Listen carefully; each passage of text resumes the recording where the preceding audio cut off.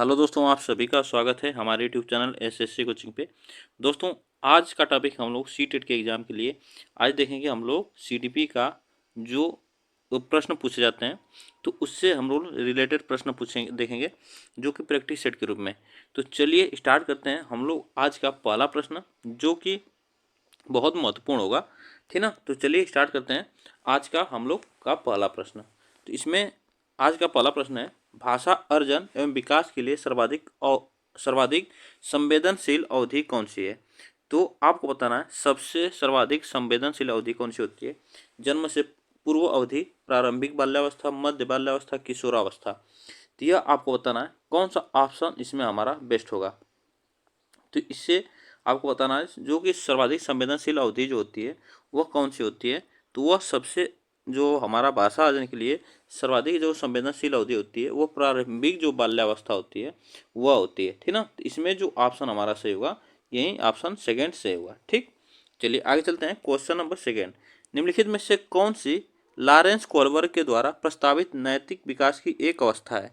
तो Lawrence Kohlberg ने जो नैतिक विकास का सिद्धांत दिया था उससे कौन सी अवस्था है इसमें आपको बताना है। प्रसुप्ति अवस्था, सामाजिक अनुबंधन, अभिविन्यास, उद्योग बनाम इनत अवस्था, मूर्त संक्रियात्मक अवस्था। इसमें कौन सा ऑप्शन हमारा सही होगा तो आपको बताना है। तो देखिए जो इसमें जो ऑप्शन हमारा सही होगा, देखिए ये जो पूर्व संक्रियात्मक अवस्था है ये तो जीन पियाजे से संबंधित है, जीन पियाजे से जीन पियाजे से संबंधित है। और जो इसमें जो हमारा कोलबर के द्वारा यह नैतिक विकास की एक अवस्था है जो सामाजिक अनुबंधन अभिविन्यास जो है, इसमें ऑप्शन हमारा यही सही होगा, ठीक ना। ऑप्शन हमारा इसमें सेकंड सही है। चलिए आगे चलते हैं। क्वेश्चन नंबर, कक्षा में परिचर्चा के दौरान एक शिक्षक प्रायः लड़कियों की तुलना में लड़कों पर अधिक ध्यान देता है, यह किसका उदाहरण है। तो देखिए जब भी प्रश्न ऐसा है तो यह जो लड़कियों की तुलना में लड़कों पर ध्यान, अगर किसी भी समाज में मतलब किसी भी पक्ष पर मतलब एक बात की गई चाहे लड़के या लड़कियों पे, तो वह मतलब जिस पे ज़्यादा चर्चा की गई हो तो वह किससे संबंधित होता है, ज़्यादातर वह जेंडर पक्षपात से संबंधित होता है। तो आप लोग इसको याद रखिएगा, वह जेंडर पक्षपात से संबंधित प्रश्न आते हैं जिसमें जेंडर पक्षपात, जेंडर पहचान, जेंडर समता और जेंडर समरूपता। तो इसमें जो ऑप्शन ऐसे प्रश्न आए हैं कि या लड़कों पर ज़्यादा अधिक ध्यान दिया जाता है, लड़कियों पर कम दिया जाता है ध्यान, तो ऐसे प्रश्न जब भी आए तो वह जेंडर पक्षपात के प्रश्न आते हैं। इसमें जो ऑप्शन हमारा सही होगा फर्स्ट ऑप्शन सही है। चलिए आगे चलते हैं। बच्चों में जेंडर रूढ़िवादिता एवं जेंडर भूमिका अनुरूपता को कम करने के लिए निम्नलिखित में से कौन सी पद्धति प्रभावशाली है। तो आपको बताना है कि जेंडर पक्षपात के बारे में चर्चा, जेंडर विशिष्ट भूमिकाओं को महत्व देना, जेंडर पृथक खेल समूह बनाना और जेंडर पृथक बैठने की अवस्था, यह तो नहीं करना चाहिए ऐसे एकदम। तो इसमें यहाँ भी जेंडर पृथक खेल समूह यह भी नहीं बनाना चाहिए। तो आपको बताना है कौन सा ऑप्शन इसमें हमारा बेस्ट सही होगा। अब दो बच्चे इसमें से आपको बताना है। तो देखिए जब भी बच्चों में जेंडर रूढ़िवादिता या जेंडर भूमिका की अनुरूपता को कम करना है तो जेंडर पक्षपात के बारे में उस पर चर्चा करना चाहिए, बच्चों के साथ क्या करना चाहिए, उसके साथ चर्चा करना चाहिए, उसके बारे में बताना चाहिए, ठीक ना। तो उसमें जो ऑप्शन हमारा सबसे अच्छा बेस्ट होगा यही ऑप्शन हमारा फर्स्ट ऑप्शन इसमें हमारा सही होगा। जेंडर पक्षपात के बारे में उस पर चर्चा करना चाहिए। आगे चलते हैं। क्वेश्चन नंबर देखिए, निम्नलिखित में से किस मनोवैज्ञानिक ने बच्चों को ज्ञान के सक्रिय जिज्ञासु के रूप में देखते हुए उनके चिंतन पर सामाजिक एवं सांस्कृतिक विषय वस्तुओं के प्रभाव को महत्व दिया। तो इसमें कौन सा ऑप्शन आपको बताना है। तो इसमें देखिए कौन से मनोवैज्ञानिक थे, जो इसमें आपको दिख रहा होगा क्वेश्चन कि कौन से मनोवैज्ञानिक थे। तो आप लोग जान पा रहे होंगे कि देखिए Lawrence Kohlberg, Lev Vygotsky, John B Watson, Jean पियाजे। तो आपको बताना है कौन सा ऑप्शन इसमें हमारा सबसे बेस्ट है। तो देखिए सामाजिक एवं सांस्कृतिक विषय के जो विषय था वस्तुओं के प्रभाव को महत्व देता है, तो वह किसका सिद्धांत था, तो वह लेव वाइगोस्की का सिद्धांत था। तो इसमें जो सामाजिक एवं सांस्कृतिक विकास का जो सिद्धांत दिए हैं तो ये लेव वाइगोस्की ने दिए हैं। तो इसमें जो ऑप्शन सही होगा हमारा यही सेकेंड ऑप्शन सही होगा। आगे चलते हैं। जिंग सा पहेली को करते समय 5 वर्ष की नजमा स्वयं से कहती है, नीला टुकड़ा कहाँ है, नहीं यह वाला नहीं, गाढ़े रंग वाला जिससे यह जूता पूरा बन जाए, इस प्रकार की वार्ता को वाइगोस्की किस तरह संबोधित करते हैं? तो इस तरह की मतलब वार्ता को जीन पियाजे ने किस तरह बताया है, आपको बताना है। इसमें कौन सा ऑप्शन सही होगा? जब भी अगर बच्चा खेलता हो और अपने आप ही बात करता हो, अपने आप में बात करता हो, तो वैसे जो वैसे जो वर्ड होते हैं, मतलब वैसे जो बच्चे की वार्ता होती है, तो उसको हम क्या कहते हैं? उसको हम लोग व्यक्तिगत वार्ता कहते हैं। क्या कहते हैं? व्यक्तिगत वार्ता कहते हैं, जो कि बच्चे अपने स्वयं से ही बात करता है। तो इसमें जो ऑप्शन सही होगा हमारा, यही फर्स्ट ऑप्शन सही होगा। ठीक, चलिए आगे चलते हैं। बच्चों को संकेत देना तथा आवश्यकता पड़ने पर सहयोग प्रदान करना निम्नलिखित में से किसका उदाहरण है? तो देखिए, बच्चों को संकेत देना या आवश्यकता पड़ने पर उसको सहयोग देना, तो यह किसका उदाहरण है आपको बताना है। इसमें प्रबलन का, अनुबंधन का, मॉडलिंग का, फाड़ का, जिसे ढांचा कहा जाता है। तो इसमें कौन सा ऑप्शन हमारा सही होगा? तो देखिए, इसमें जो भी ऐसा प्रश्न है, यह किसका मतलब है, यह किसी भी बच्चे को मतलब आवश्यकता पड़ने पर उसको सहायता देना, तो यह क्या है? वो पाड़, ठीक ना, पाड़ कहलाता है, जो कि ढांचा के नाम से भी जाना जाता है। तो इसमें जो ऑप्शन हमारा सही होगा, यह क्या है? फोर्थ ऑप्शन सही है। चलिए आगे चलते हैं। क्वेश्चन देखिए, क्वेश्चन नंबर इसमें 8 आ गया। निम्नलिखित व्यवहारों में से कौन सा जीन पियाजे के द्वारा प्रस्तावित मूर्त संक्रियात्मक अवस्था को विशेषित करता है? तो मूर्त संक्रियात्मक अवस्था को विशेषित करता है, यह आपको बताना है। तो इसमें कौन सा ऑप्शन हमारा सही होगा? कौन सा ऑप्शन सही होगा? परिकल्पित, निगमनात्मक तर्क, साध्यात्मक विचार, संरक्षण, कक्षा समावेशन, स्थगित अनुकरण, पदार्थ स्थायित्व, प्रतीकात्मक खेल, विचारों की अनुत्क्रमणीयता। तो इसमें आपको बताना है कौन सा ऑप्शन हमारा सही होगा। जीन पियाजे के जो मूर्त संक्रियात्मक अवस्था है, उसमें बच्चा क्या करता है? तो उसमें जो बच्चा है वह मूर्त संक्रियात्मक अवस्था में अपना विकास, ज्ञानात्मक विकास और करने लगता है। और यह जो मूर्त संक्रियात्मक अवस्था है, जो कि विकास की यह तीसरी अवस्था है, ठीक ना।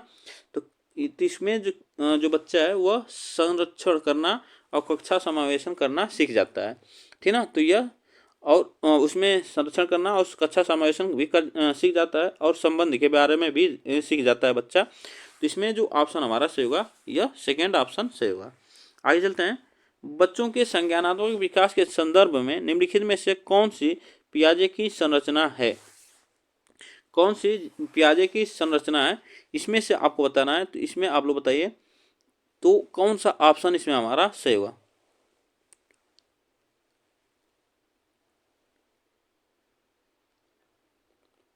तो आपको बताना है इसमें पियाजे ने आपको बताना है, पियाजे ने क्या कहा था? स्कीमा, अवलोकन, अधिगम, अनुबंधन, प्रबलन। तो बच्चों के संज्ञानात्मक विकास के संदर्भ में कौन सा सही है, इसमें आपको बताना है। तो इसमें जो ऑप्शन हमारा दिख रहा है वह है हमारा स्कीमा। स्कीमा जो है यह जीन पियाजे के की संरचना है, ठीक ना। इसमें जो ऑप्शन हमारा सही होगा, यह फर्स्ट ऑप्शन सही होगा। चलिए आगे चलते हैं। क्वेश्चन नंबर हमारा 10, आकलन का प्राथमिक उद्देश्य क्या होना चाहिए? आकलन का प्राथमिक उद्देश्य क्या होना चाहिए? जब भी बच्चों को आकलन किया जाता है, तो इसमें उसका प्राथमिक उद्देश्य क्या होना चाहिए? विद्यार्थियों के लिए श्रेणी निश्चित करना, संबंधी अवधारणाओं के बारे में बच्चों की अस्पष्टता तथा भ्रांतियों को समझना, विद्यार्थियों के प्राप्तांकों के आधार पर उनके नामांकित करना, रिपोर्ट कार्ड में उत्तीर्ण या अनुत्तीर्ण अंकित करना। तो जब भी बच्चों के आकलन की बात करता है, तो उसमें प्राथमिक उद्देश्य उसका होना चाहिए कि बच्चों की कमियों को जाने, उसकी कमी क्या है उसके बारे में जाने बच्चों के। तो उसकी अवधारणाओं को के बारे में जानने के बाद उसकी अस्पष्टता मतलब जान जाएंगे, तो उसकी भ्रांतियों को दूर करेंगे, ठीक ना। तो उसकी मतलब, तो इसमें जो ऑप्शन हमारा बेस्ट ऑप्शन होगा, इसमें सबसे अच्छा ऑप्शन हमारा यही सेकेंड ऑप्शन होगा। जिससे क्या होता है? संबंधित अवधारणाओं के बारे में बच्चों की अस्पष्टता तथा भ्रांतियों को समझना, ठीक ना। तो इससे जब समझ जाएंगे तो टीचर उसकी कमियों को दूर करेगा। तो इसमें जो ऑप्शन हमारा सही होगा, यह बेस्ट ऑप्शन हमारा सेकेंड है। आगे चलते हैं। निम्नलिखित कथनों में से कौन सा बुद्धि के बारे में सही है? तो कौन सा बुद्धि के बारे में सही है, यह आपको बताना है। कौन सा ऑप्शन हमारा इसमें सही होगा? तो बुद्धि के बारे में आपको बताना है। तो देखिए, बुद्धि एक निश्चित योग्यता है जो जन्म के समय ही निर्धारित होती है, ऐसा नहीं है। बुद्धि को मानकीकृत परीक्षणों के प्रयोग से सटीक रूप से मापा जा सकता है, ये भी गलत है। बुद्धि एकात्मक कारक है, ये भी गलत है। बुद्धि एकात्मक कारक नहीं होती है, बहुबुद्धि होती है, मतलब बुद्धि कई प्रकार की होती है। तो इसमें देखिए क्या है, बुद्धि, इसमें जो हमारा बचा ऑप्शन, बुद्धि बहुआयामी है तथा जटिल योग्यताओं का एक समूह होती है। तो इसमें जो ऑप्शन हमारा सही होगा, यही फोर्थ ऑप्शन हमारा सबसे बेस्ट इसमें ऑप्शन है, ठीक ना। तो इसमें बुद्धि के बारे में पूछा गया था, तो इसमें जो ऑप्शन हमारा सही होगा फोर्थ ऑप्शन सही है। चलिए आगे चलते हैं। क्वेश्चन नंबर 12, रूही हमेशा समस्या के एकाधिक समाधानों के बारे में सोचती है, इनमें से काफ़ी समाधान मौलिक होते हैं। रूही किन गुणों का प्रदर्शन कर रही है? तो रूही किन गुणों का प्रदर्शन कर रही है, यह आपको बताना है। तो इसमें कौन सा ऑप्शन हमारा बेस्ट होगा?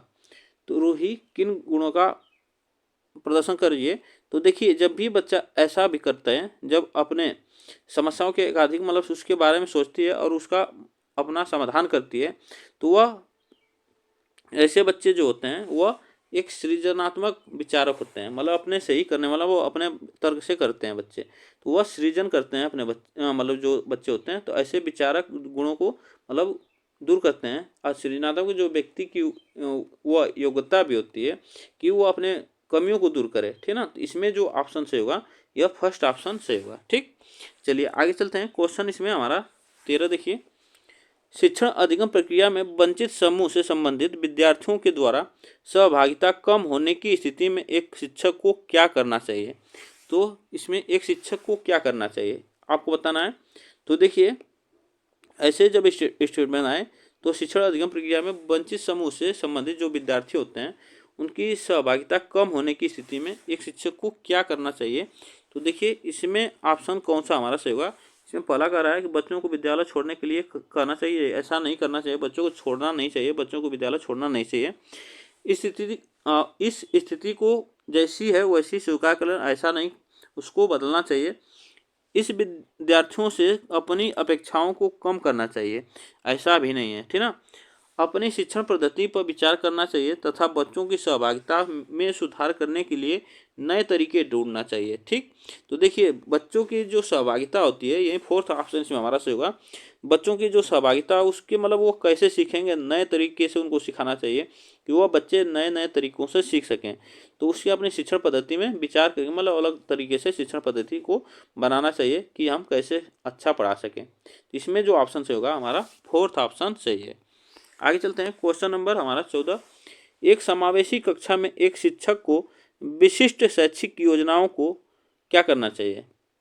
विशिष्ट शिक्षक योजनाओं को क्या करना चाहिए आपको बताना है। तैयार नहीं करना चाहिए, कभी कभी तैयार करना चाहिए, सक्रिय रूप से तैयार करना चाहिए, तैयार करने के लिए हतोत्साहित करना चाहिए। तो हतोत्साहित वाला क्वेश्चन ऑप्शन हमारा गलत हो गया, ठीक ना।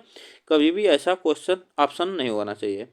तो देखिए, इसमें जो ऑप्शन हमारा सही होगा, यह सबसे अच्छा हमारा ऑप्शन दिख रहा है थर्ड, ठीक ना।